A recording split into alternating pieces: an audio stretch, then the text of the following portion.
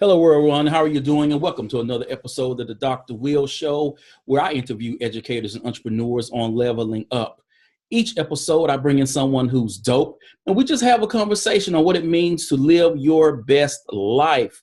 Now, people, you're not going to believe this because I hardly believe this myself. But today, my guest is founder and CEO of Hint Water, Kara Goldin. How are you doing, Kara? Great. So nice to be here, Will. Really appreciate it. Well, thank you. I'm just sitting here like, I don't know how you go from Rebecca Jarvis to me. She's pretty great, actually, though. She's my girl crush. So I'm always like laughing with her.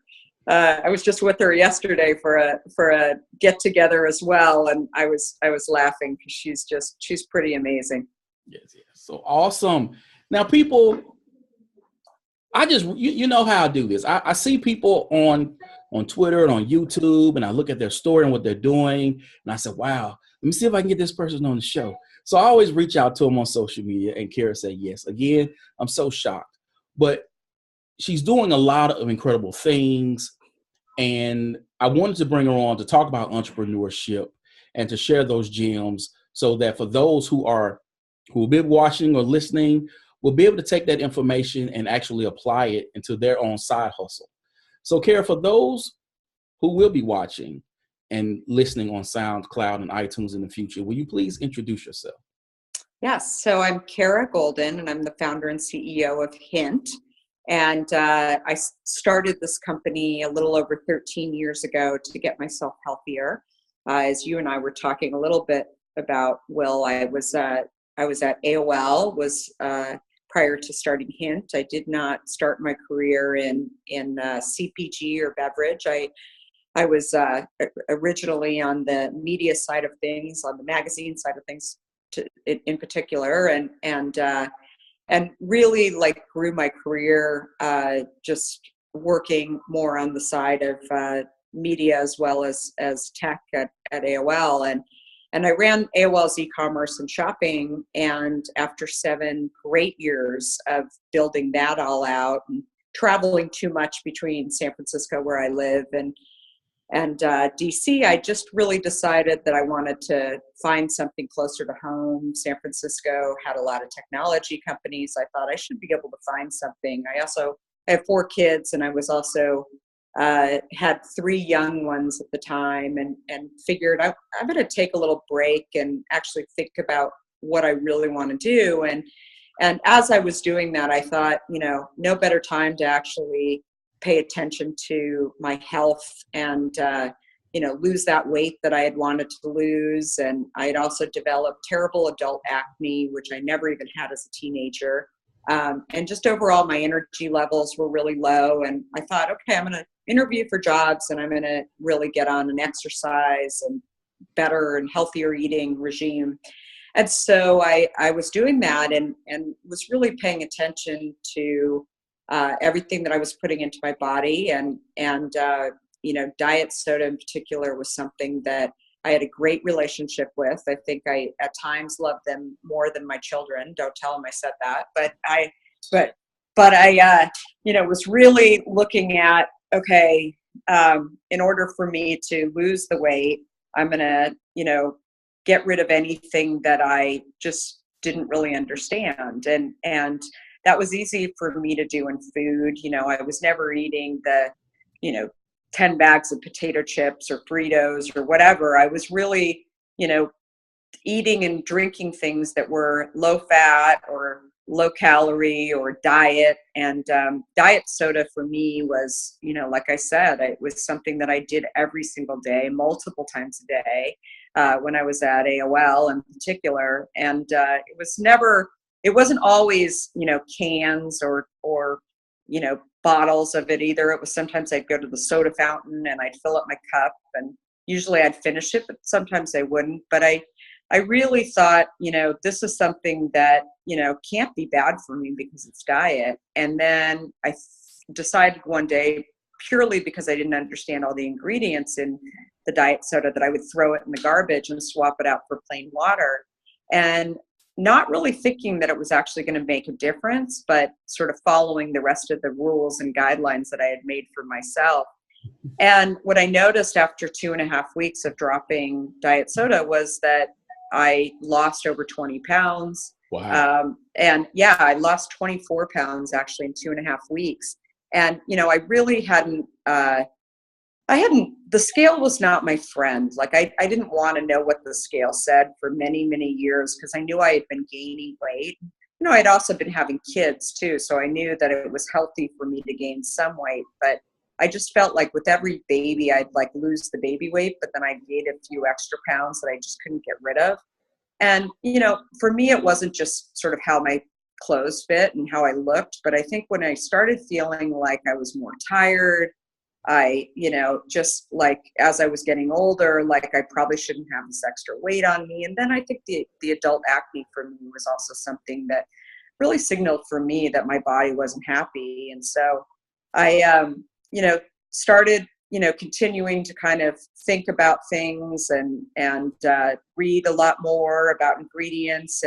And then 6 months later, I lost over 50 pounds. And I thought, people are like, what kind of diet are you on? And I'm like, I'm not even really officially on a diet. I'm just like eating healthy and I'm watching what I'm putting into my body. And then I realized that water for me just never really tasted that great. So I started slicing up fruit. No one told me to do this. I just felt like it would help me to drink more water.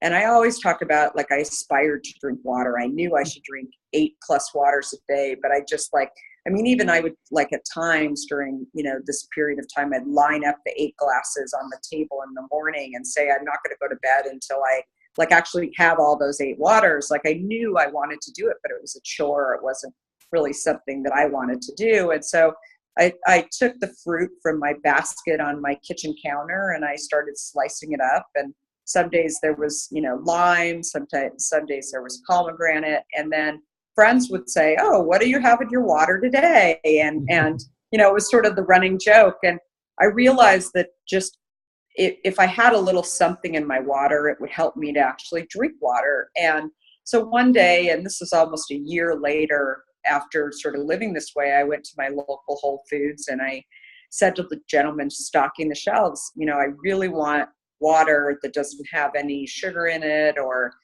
sweeteners in it. And what I realized was that there were a lot of things that were, maybe not calling themselves diet, but they were calling the product was called water, and it might have been called vitamin water or, or some other form of, healthy perception versus healthy reality. And I, just really started with like this curiosity and this dialogue. And it wasn't the Whole Foods corporate offices. It was the local Whole Foods in San Francisco and talking to the guy that's stocking the shelves only because he was listening to me.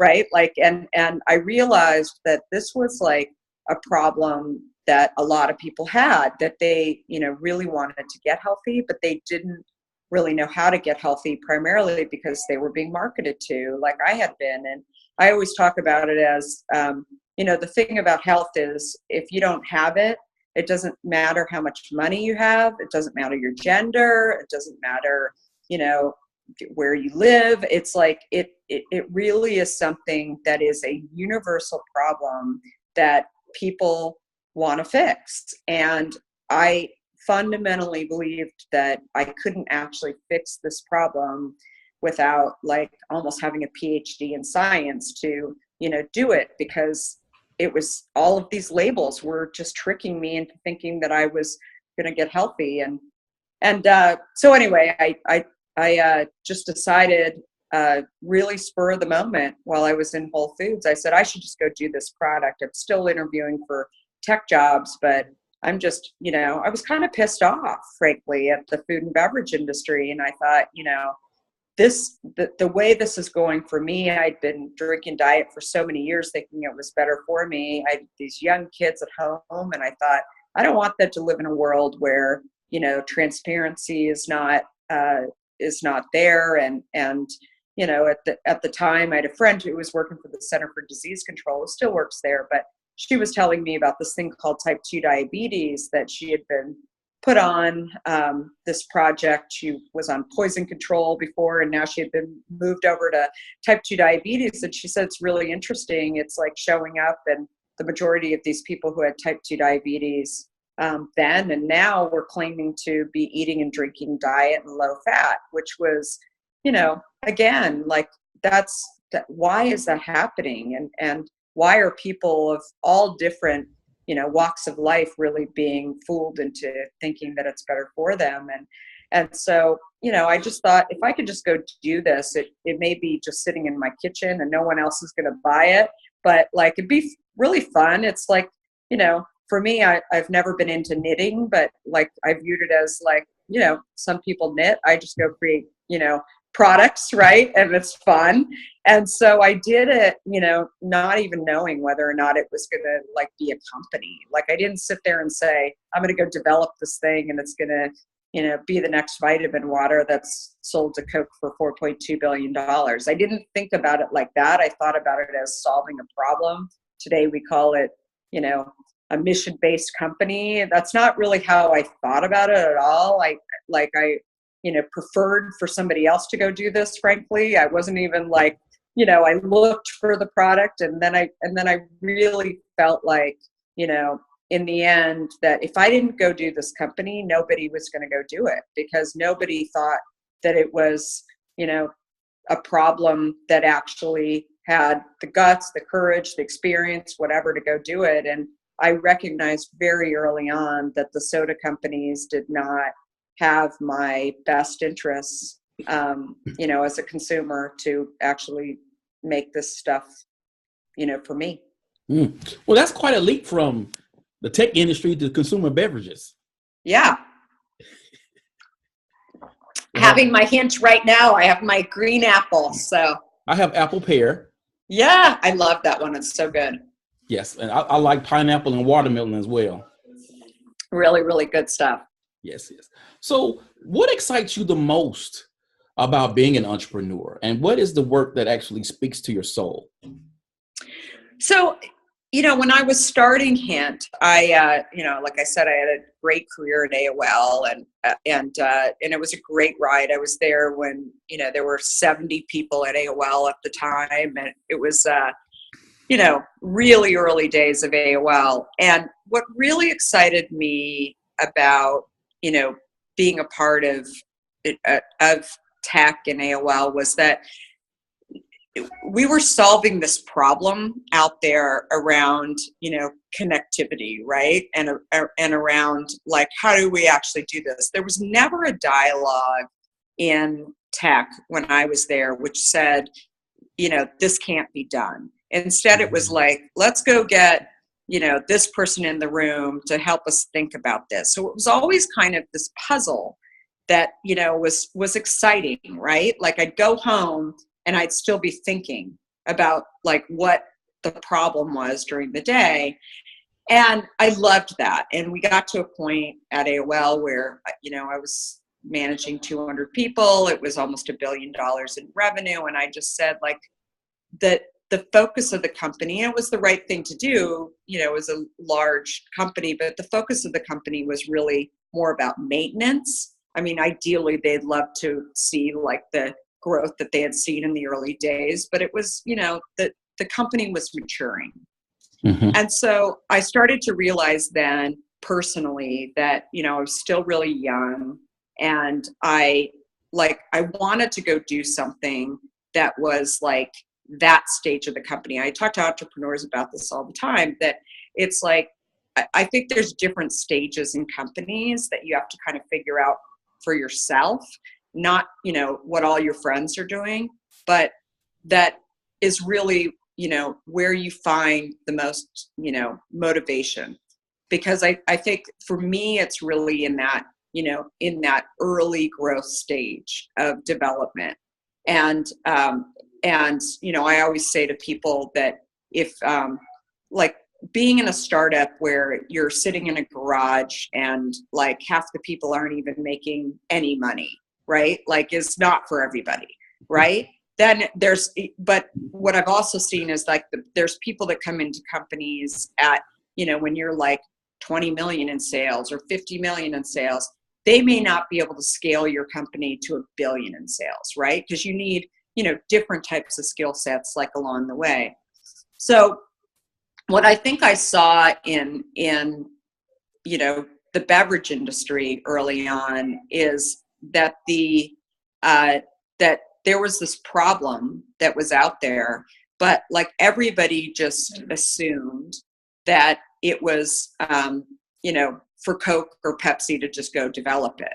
And I really believed that Coke and Pepsi were not particularly in the market for actually solving health issues. They were in the market for selling more soda, right? Or more products that were like soda. So that was like my mission statement, my problem statement, and very much like the tech industry, where that's the way I had grown up, and that's the way that I thought about it. It was like, oh, let's get this person in the room from this other industry because they've done it. I wasn't always looking around for people in the beverage industry, right? I sort of initially thought like the only people that I really knew and that would talk to me were people in the tech industry.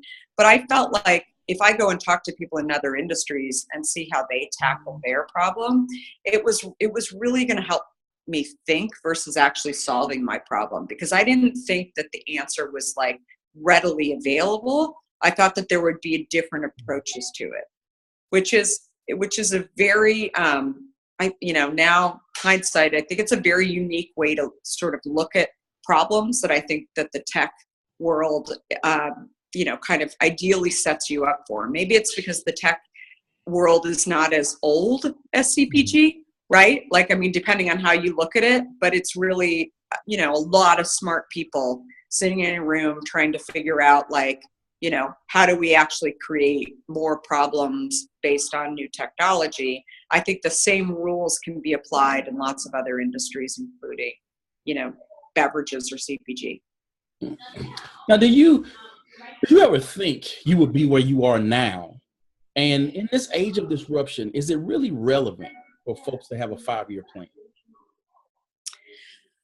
I don't think so. I mean, I don't even think I think that the challenge is that technology, no matter what industry you're in, it really boils down to that. I mean, 5 years ago, a lot less was like sitting on our mobile, right? I'm like looking at you through this, not just audio, but also just the chat. I mean, that's a technology that wasn't here today. I mean, e-commerce, we launched our own direct-to-consumer business 4 years ago. We initially started it on Amazon 5 years ago. I mean, nobody was doing grocery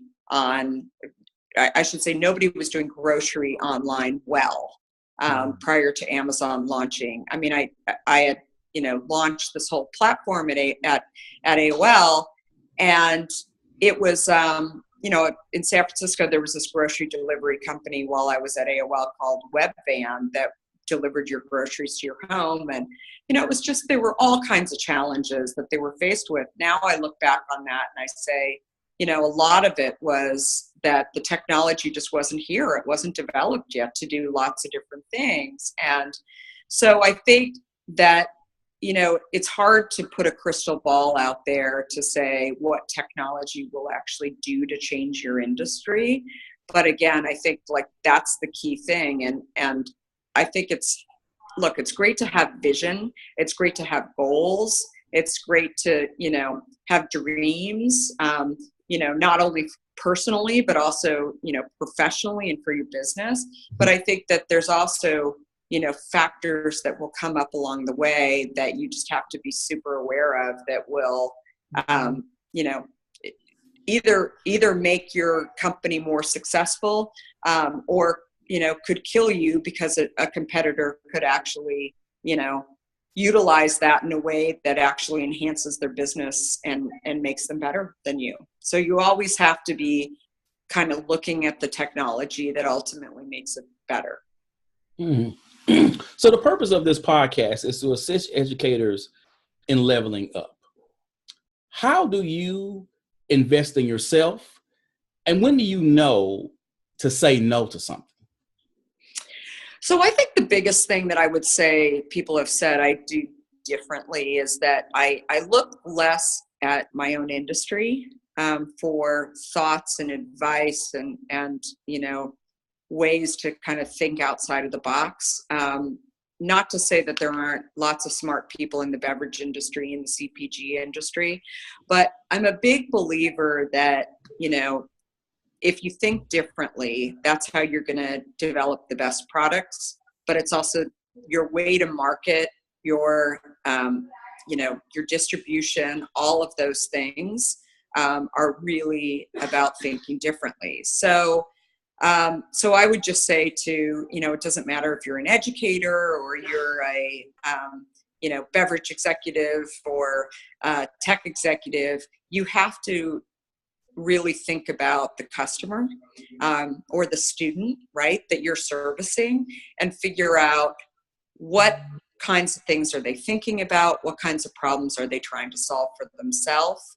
And I think if you can actually be a resource for them to solve those problems through education or service or whatever, that is the best position to be in. Wow. You've been in this game a while. You've seen a lot of success, and I'm talking to educators who, they're trying to start that side hustle, and some of them have been doing it a while, and some of them are kind of getting their feet wet. What would you say are the key to actually running a successful business? I think, the key thing that I really, well, first of all, I'm a big believer that without entrepreneurs, you can't have innovation and change. And so if I were an educator, I would be trying to figure out, how do I find those entrepreneurs? How do I pick up on the things that made them who they are today?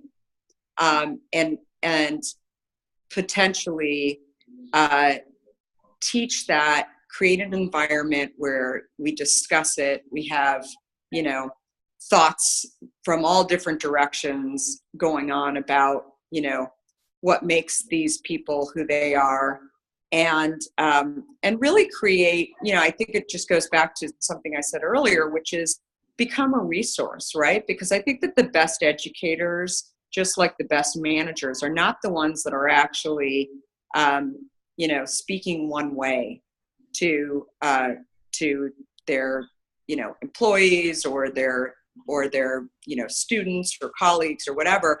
It's really about, how do you create a dialogue that is that where you might be learning from the teacher, you might be also learning from the students, and also creating an environment where it's fun, where it's like, where you're actually living in a world where people are recognizing that, you get them, right? You get, like, if you're bringing hint into a classroom, for example, and you're talking to a founder about, like, how did they get started? What was their education like? What do you wish their education would have been? Like, what do you wish you would have been taught, kind of thing?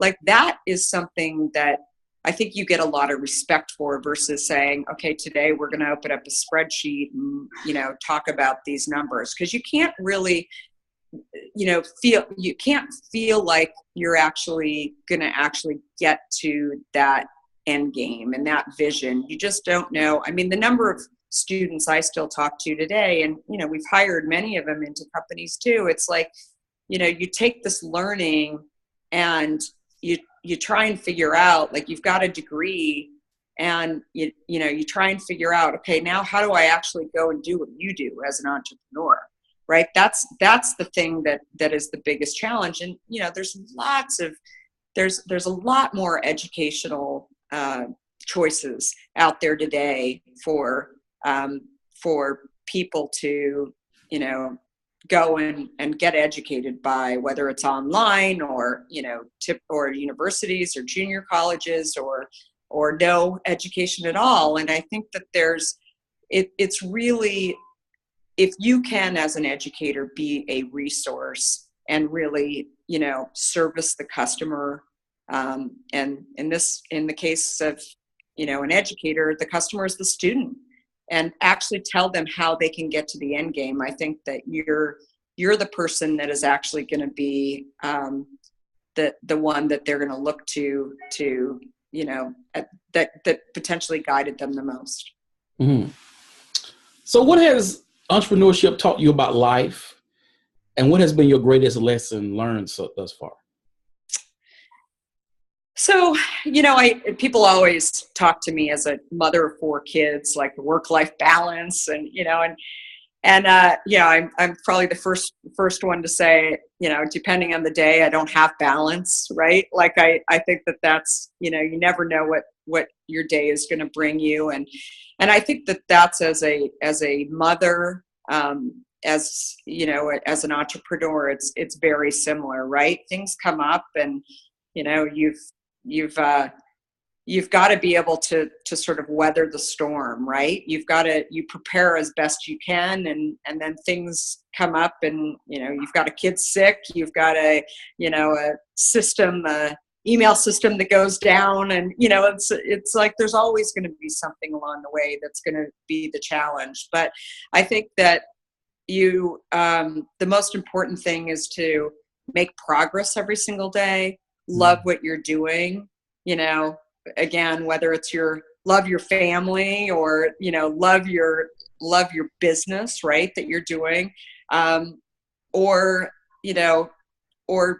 really figure out how to do that. Because if you don't, then I think it really affects every aspect of your life. You have to, really be able to wake up every single day and appreciate life. And I know you and I have had conversations on Twitter, and I really do appreciate life, and I am frequently telling people that it's, at all levels, it's challenging, right? It doesn't matter if you're a executive sitting in a company for a long time, or an entrepreneur, or a kid that's 19 in college. It's like, we've all got our challenges, right? And I think that it's really about living the best life that you can live, and looking at opportunities as learnings along the way, and trying to figure out if you can actually, for me, not only create better life for yourself and your family, but also for a lot of other people. That to me it's really about, I frequently say to myself, like, what do I want my legacy to be? Right? Mm-hmm. Like, I mean, people talk about it as like, what do you want your tombstone to say? And, that's one way, kind of a grim way, I think, to look at it. But I think it's, for me, it's really, I want to be known as somebody that actually solved problems, that helped people, above and beyond, of course, being, a good mother and good wife, and and all of those things, a good leader. But I think that the big thing for me is, like, if I could be known for actually helping people and solving real problems around, health, and that for me is where I can actually create the biggest impact. So let's jump into your podcast. You are the creator of Unstoppable with Kara Goldin. What is your podcast about? And you're a CEO. What inspired you to create a podcast? Yeah, so I used to have these great conversations. I've always been a social person, and really, not just interested in products and sort of, health, but also I'm always interested in people and understanding their stories. And, people are always saying to me, oh, you have a great story. And, I think for me, I felt like there were so many people that I would meet along the way that I would be attracted to, that also had great stories. And I'd always talk to them about, why did you start your business? And I've always been attracted to very simple businesses too. That for me, were, things that like, wow, like, why didn't somebody do that? I mean, people said that to me about Hint water. Like, why didn't people develop an unsweetened flavored water before you, right? Like and the truth is like, I was asking myself that same question, but I think there's lots of different categories where people are doing stuff. I was thinking about a couple weeks ago, I interviewed, this founder of blow dry bar called the Dry Bar that you may or may not have heard of it. Hugely successful company. And, I got to know Allie along the way and talked to her about sort of her backstory. I'd read about it, but, here's a person who wasn't sure exactly what she wanted to do and just started helping friends like get their hair done. And then she decided, wow, it'd be really great if you could actually, when you're going out to dinner with, or going to an event or whatever, and you want to go get a blow dry, that you could just walk into some place and get that done. Or, and it's initially started out as entrepreneurs. I've also done some segments on health in particular, because that's, something obviously that I've been pretty personally passionate about through Hint.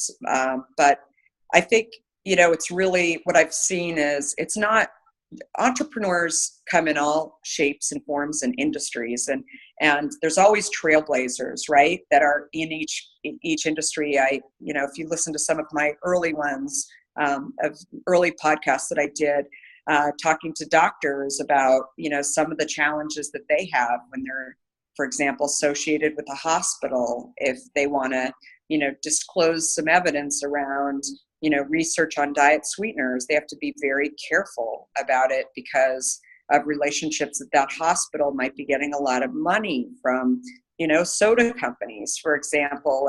And so it's really for me, I mean, very similar to you, I've reached out to certain people saying, hey, I'd love to like talk to you about this.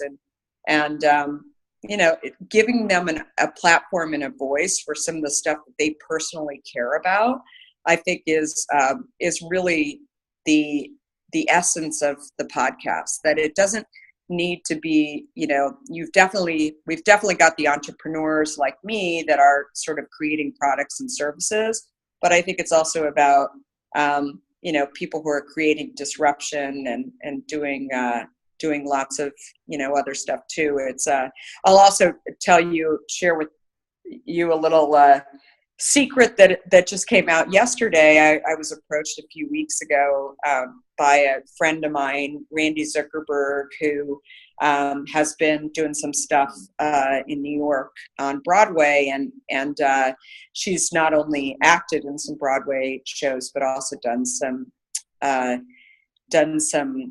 producing and associate producing and some funding of some shows.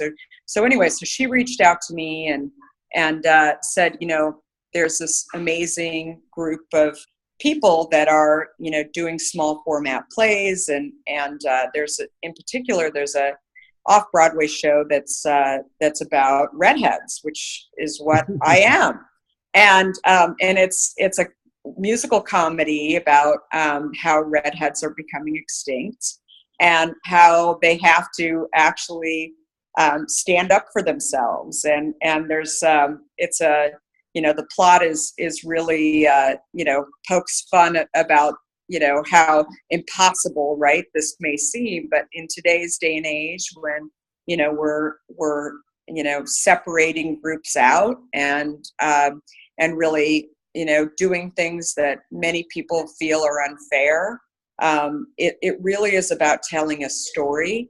And what I've realized is that, and so I got involved in it. I'm the associate producer of this play called Red in New York, which soft launches this Saturday and in a small theater in New York City. But what I've realized is that through storytelling doesn't need to just be about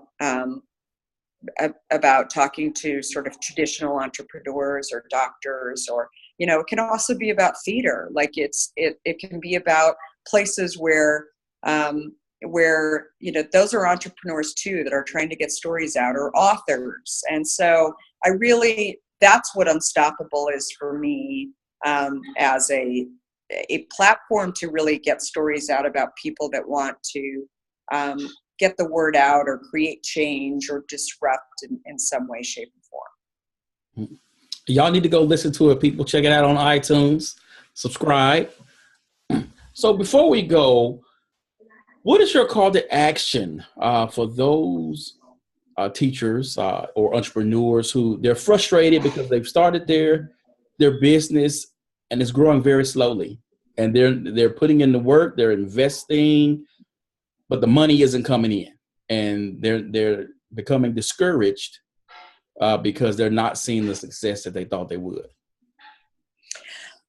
I think, the most important thing is, to constantly be looking at, like, what is your vision a year from now? Like, what would you like to say about, yourself or your business that is not happening today, but you would like to say you would like to make a statement about your business or where you're at as an educator. For example, maybe it's something as simple as, and I would like to have a full class every, in 1 year from now, I'd like to be able to say, I now have a full class. I have a very excited class that really wants to come in and learn. Then if you have that vision and you have that mission statement, then you can actually figure out, how do I do that? And who is doing that I can point to? And really try and figure out, how do you actually, I think with a vision statement, you can actually figure out how to potentially solve your own problem, right? By figuring out, like, looking at it as a puzzle, how do you get there? Right? Once you have the picture, then you can actually try and figure out how you get there, whether you're an educator or an entrepreneur. So I think that's the most important piece. Well, wow. I had a good time. Yeah, this was awesome. Super, super fun. Thanks so much for having me. Well, thank you for coming on the show. I'm just still like, like when I get off the show and go back to work, I'm gonna be like, did this really happen? That's awesome. Well, I feel the same way. I think it's great. And so another Twitter connection. Yes, people. I actually wrote my dissertation on Twitter in terms of teachers using Twitter for professional development. I love it. Well, and I think that it's something, that you're proof too, that, I've met a lot of people, not to, give a plug for Twitter, although I do like those guys, another San Francisco company, and I like those guys a lot. But I think it's, today we have options like Twitter where you can find, you don't have to meet somebody face to face. You can actually listen to how people talk and what they believe, and you can learn from a lot of different people, which is, I think, how we all grow as an educator, as a business person, or as just a plain old me kind of person, where you can go and listen to things maybe that you don't even like or appreciate or know or whatever it is. And that's what I love about Twitter. But I think there's, I've met a lot of people through Twitter in particular, because I think it really offers the option to actually see where people are saying things, and you can pick up on whether you think they'll be helpful in your life and helping you grow in some ways. Oh yes. So people, how I do this. The podcast is going up on iTunes and SoundCloud. I need you to subscribe, follow, leave your comments. The video cast we're going on YouTube. Subscribe, leave your comments, people, because your boy's trying to get Oprah on the show. And I want her to know that I'm doing big things around here. Yay! Well, tell Oprah that I said that Kara should definitely come on, or that Kara said that she should definitely come on the show. I'll go on Oprah too. That's fine. A trade-off, right? If she comes on your show, then I'll go on Oprah. How about that? I'll tweet her. Say, come on, Oprah. So thanks again, Kara, for coming on the show. Thank you so much. I really, really appreciate it. You're welcome. I thank you. As always, people, invest in you. EDU. Peace.